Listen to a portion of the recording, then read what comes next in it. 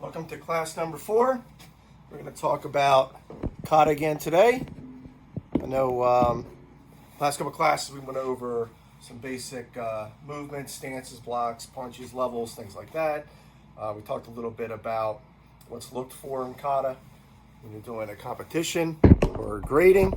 We talked about the 14 elements of kata. The first 5 kata that we learned in Shotokan Karate are the Heian kata. Heian actually means peaceful mind. 85% of all the moves that we do in Shotokan Karate are in the first 5 Heians. So why do you think it's called peaceful mind? What it means is, if you learn the 5 Heians well, and you understand the Bonkai and applications of all those kata, and you're very proficient, how to show good body dynamics, that you should be able to defend yourself against just about any scenario, situation, multiple attackers, weapons, things like that. So the peaceful mind part is when you walk out of your house and you should not have to worry about defending yourself, which gives you a peaceful mind. So it's pretty interesting. We're going to work on Heian Nidan today. We did a little bit of Heian Shodan stuff the other day, scratching the surface. Today, we'll dig a little bit deeper into Heian Nidan. It is absolutely a more complicated kata. It's a lot more dynamic, and it has a bunch of new principles and things, movements and stuff that we've never done before. So, first of all, it's 26 moves, and it should take about 50 seconds to complete. Heian Shodan's a 21 move kata, about 42 seconds. So, getting a little bit more difficult, a little bit longer, a little bit more movement, things like that. One thing to note, especially in this kata, exaggerate the motions, because you don't want to shortcut things, because it's easier for the brain and the muscles to understand the movement if we exaggerate and make them bigger. Obviously, if we're fighting, we can shortcut the movements and do whatever you got to do. But we want to train the body first, exaggerate the motions, make them bigger. First you have to do is have the will of the mind, which controls the body. So you have to think about the technique, travels through the nervous system to the correct muscles in the correct firing order. Okay? So when we do a technique and want to do it well, we don't want to use muscles not necessary to do the technique correct. Okay? So through repetition and doing it correctly, we actually can do these things without even thinking about them and doing them correctly, even under distress. Okay? Because that's the hard part. Actually, the more perfect and educated, the more educated the muscles, the more perfect the technique, which comes through repetition. So only the right ones count. Practice makes permanent, like Sensei Evangelist likes to say all the time. I love it, right?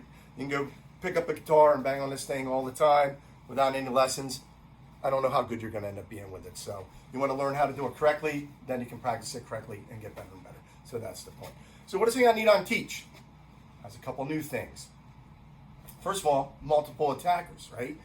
Combinations of multiple attackers where Heian Shodan is pretty much one direction, one opponent, turn, another one, right? This is actually multiple people coming at you at one time. So there's quick motions, there's combinational techniques, finish one opponent, turn quickly to take care of the other opponent, and vice versa. So they're in all directions coming at you. So we have to understand how to move quickly, how to get your attention on them quickly, so then you can figure out what you need to do in order to defend yourself. So Heian Nidan starts to bring in combinational techniques, multiple attackers.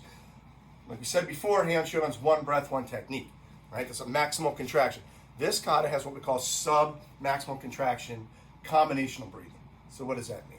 So the first couple techniques in Heian Nidan, if you can see me while I'm here or not looking at the feet. There's a move here, move here, move here, right?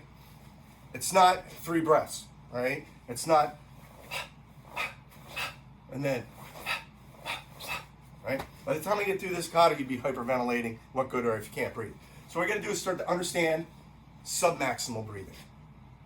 What that means is, and this changes in this kata actually from beginners, and as you get more advanced, the breathing kind of changes. But for the basic beginner, we would do a maximal contraction on the first move.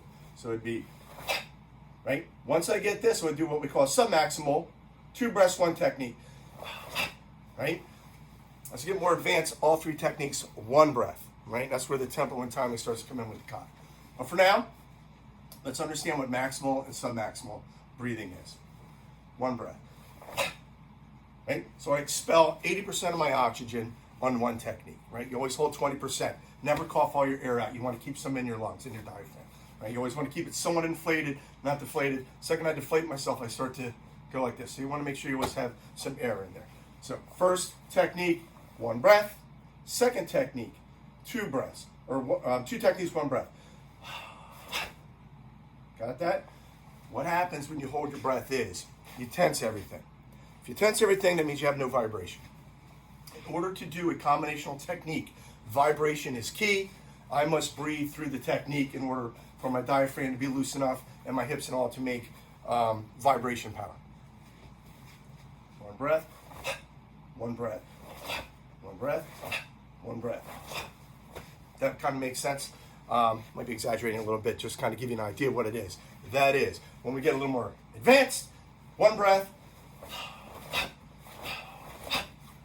3 techniques, 1 breath. Right? Does that make sense? And then you have to focus the power from the Sikatan then on the breath. So even though my hands are going up, the feeling is here. So I'm squishing here, crunching here, dropping, relaxing. This one, tense, tense, tense. Okay? Just some very basic principles in there. This kata teaches Gyakuhami. I'll show you that in a second when I can zoom the camera out so you guys can see me a little bit better. Gyakuhami is reverse half face. All we've really done so far at this point in karate is we've done straight face and half face. A reverse half face is my body twisting to where my knot is actually going on a 45-degree angle, the other side, right? Reverse the opposite side of where my hips want to be, okay? Very hard to do. If you don't have the flexibility in your legs, it's okay. You can shorten your stance a little bit. Not everyone can rotate around to that point, but it's a really good power source for close techniques. So when he's in on you, want to really generate power quickly, you just do a reverse half face, and you can make some power on there. A couple extra other things. I'll talk about it when I do the kata for you. When we get towards the bottom of the eye of the kata, when we do the gate umber eye before we do the rising block, you're going to notice that our feet are on a line, right? Not a hips width of stance like we typically do, but our feet are on a line. It's very unusual. First time we do that. Heian Shodan actually does the same thing with a Kokutsudachi back stance. Heian Nidan does it with the Zen Kutsudachi, and then when we get to Heian Shodan, or Heian Sandan, we do it with the Kibadachi. So 3 different kata, using 3 different stances, and being all in a line. All stances are in a line. Very interesting how that works. I guess that's enough talking. Let's walk through this kata real quick. I'm going to move this so you can hopefully see my feet. I'm inside today because it's a little bit chilly out there. Pardon me for all this adjustment stuff. All right. As you can see me somewhat. Here. All right. So we start with Shizentai. Feet pointing straight. Everything is facing forward. First thing I do is drop in the kata, right? What's interesting about this, as my body drops, my hands go up. So I like to show this little demonstration to my students. If you relax your hands to the front and I drop my center, my hands want to go up automatically. So I don't want to stand here all tense. I want to be loose. So when I drop my weight, my hands go up, okay? Let's see if I can move this up just a tick. Hopefully that helps, guys. Sorry for the stalling. Get this thing in the way. Anyway, so for the first move, I'm going to drop. My hands go up. 1, right? So here I am. Now I'm going to do this Nagashi Uke here. Yoruzu uppercut punch here. Now I'm going to do a hammer fist. It should be about the bottom of your arm or about where your armpit is. So you don't want to be straight out like this and you don't want to be dropping it in. So here, Yoruzuki. From here, don't do this. All right, we're going to go from here. I'm going to go through the center as I rotate and up to do this exactly the same way as I did the first side. Yoruzuki. When you got that, from here, I'm going to turn the other way a little bit. Making this turn, I want to make sure that I don't, if you guys can see here, I don't do this. And I don't do this. Wherever my spine is, or if I were to drop a plumb bob down through my center onto the floor, that's where this leg is going to go. I'm going to learn how to turn my hip and leave my spine in the same spot. Okay? What that does is gives me a 90-10 weight to my front to back leg. If I go like this, I'm 50-50. I go like this, 50-50. Right? So as I do this, I'm going to spin my hip. My heel is going to be underneath my spine. As I do this, I'm going to put my hands together like this.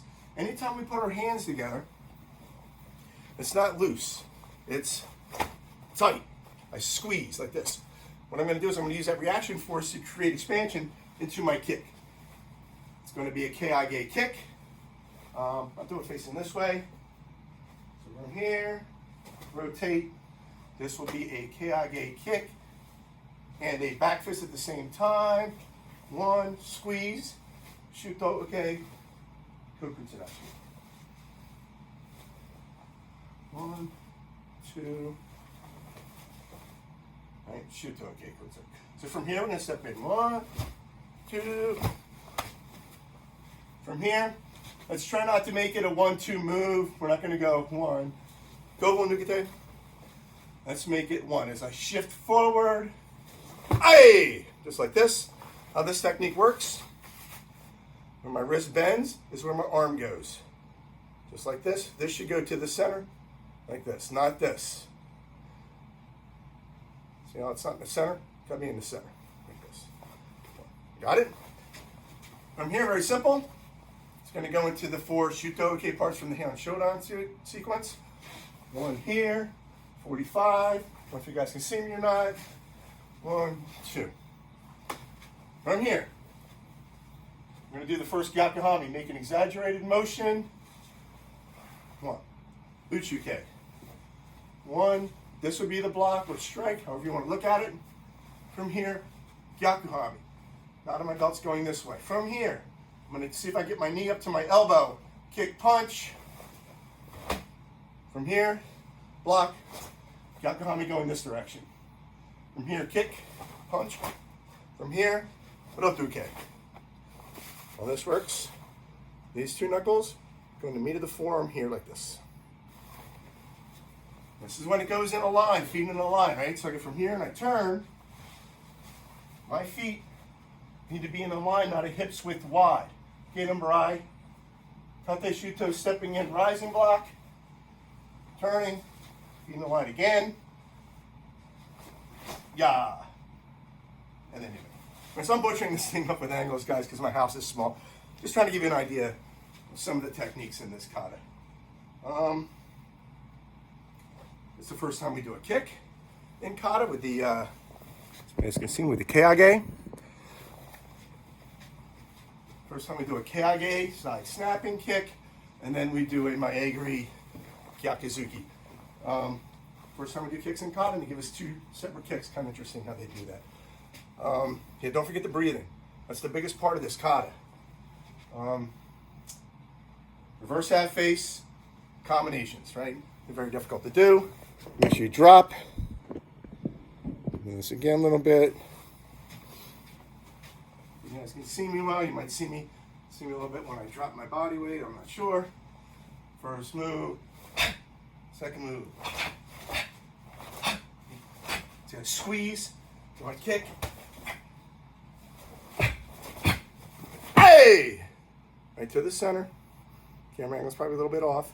Then I do the Heian Nidan sequence of the Shuto-Uke parts. Switching direction. Here. Gyakuhami. Kick, punch. Block. Kick, punch. Muroto-Uke. Got it? I think that's about it. You guys can slow this down and kind of focus on some of those moves. It's a hard kata, but the breathing changes everything, right? Make sure you don't go up and down. So once I drop here, I went from 5'8" down to maybe 5'4". All of this stays the same even through the kick. I don't come up. I stay the same the whole time.